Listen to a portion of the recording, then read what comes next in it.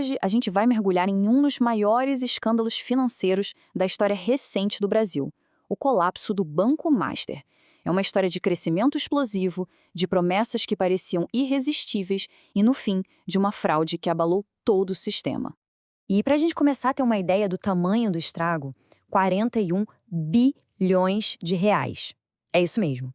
Esse é um montante absurdo de depósitos segurados que ficaram em risco com a quebra do banco, afetando diretamente a vida de milhões de pessoas. E o mais impressionante é que essa história toda, na verdade, começa pelo fim, com a prisão do fundador, Daniel Vorcaro, bem no momento em que ele tentava fugir do país.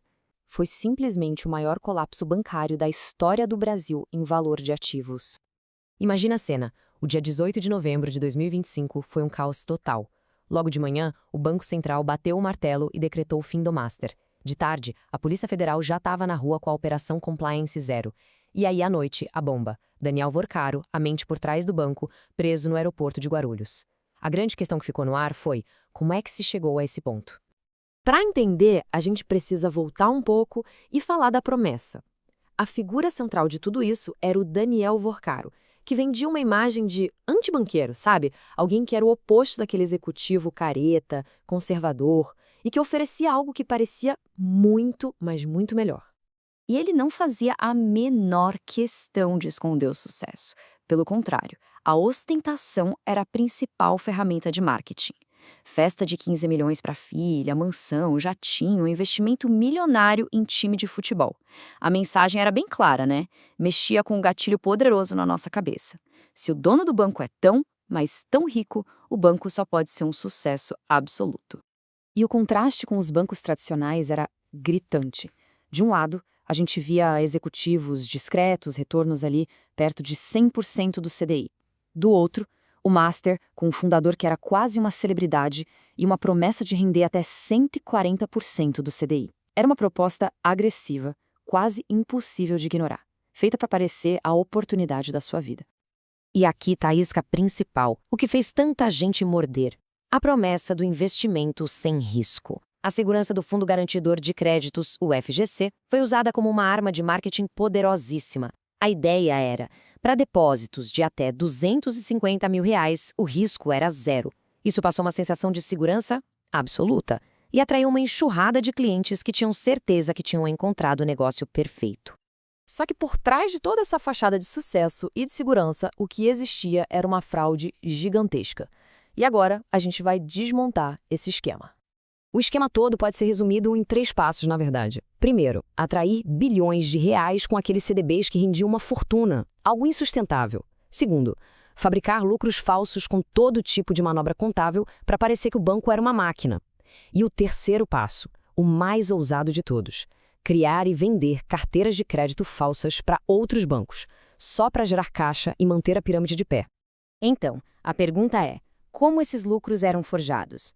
Bom, a engenharia contábil era de uma ousadia impressionante. Por exemplo, na compra de um outro banco, o Voiter, o Messer simplesmente pegou a diferença entre o que pagou e o valor contábil e anotou como lucro. Uma mágica de quase R$500 milhão. Em outro momento, um fundo ligado ao banco investiu na Ambipar e as ações, do nada, dispararam mais de 1000%, gerando um lucro fabricado de 700 milhões. E o mais grave: o banco avaliava internamente seus próprios ativos de baixa liquidez como precatórios, inflando os balanços sem nenhuma verificação de mercado. Imagina o perigo.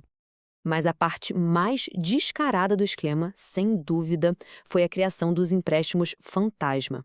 Master literalmente criou carteiras de crédito falsas com empréstimos que nunca existiram e vendeu para o Banco de Brasília, o BRB, por mais de 12 bilhões de reais. Era dinheiro de verdade entrando no caixa em troca de papel que não valia nada. Mas essa queda toda não foi uma surpresa para todo mundo, não. Tinha muito sinal de fumaça antes do incêndio começar. Vários avisos que acabaram sendo ignorados por muita gente. A falha principal estava no próprio modelo de negócio, uma coisa que desafiava a lógica financeira mais básica. Pensa assim: o banco pegava dinheiro caro, pagando juros altíssimos, e investia em ativos de risco ainda maior, como empresas em recuperação judicial. Era uma aposta perigosíssima, um desequilíbrio que deixava qualquer analista experiente de cabelo em pé. E um dos maiores problemas foi essa falsa sensação de validação que o mercado deu. Mesmo com todos esses sinais, agências de risco como a Fitch deram uma nota alta para o Master, um A-, que indicava alta qualidade. Essa nota funcionou como um selo de pode confiar, sabe? E enganou gente grande, como o Fundo de Pensão do Rio de Janeiro, que botou quase R$ 1 bilhão no banco por causa disso. E olha só que absurdo. 1 ano. Foi o tempo que separou a glória da ruína total. Em novembro de 2024, o rating era de alta qualidade. 1 ano depois, novembro de 2025, a nota era D, de default, calote. Isso mostra uma falha inacreditável na previsão de risco. E essa falha custou muito, muito caro.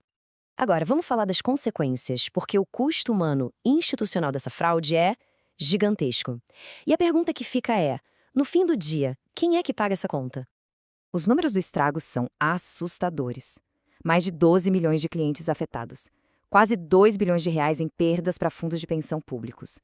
E como a gente viu, 41 bilhões em depósitos que agora dependem da garantia do FGC.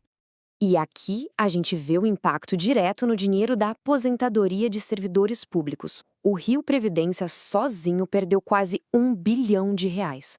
E o mais grave, esses investimentos específicos, em letras financeiras, não tinham a cobertura do FGC, o que significa que a perda é praticamente certa para milhares de aposentados e pensionistas. Para os investidores menores, o FGC é a salvação. Mas tem um porém. Com 41 bilhões de reais para cobrir, esse vai ser o maior pagamento da história do fundo. É uma operação sem precedentes que bota uma pressão enorme em todo o sistema de proteção financeira do Brasil. E a gente termina com uma reflexão. Quando uma oferta parece boa demais para ser verdade, quem, no final, é que paga o preço? A história do Banco Master deixa bem claro que essa conta, uma hora ou outra, sempre chega. Seja para o pequeno investidor, para os aposentados ou, no fim, para todo o sistema financeiro.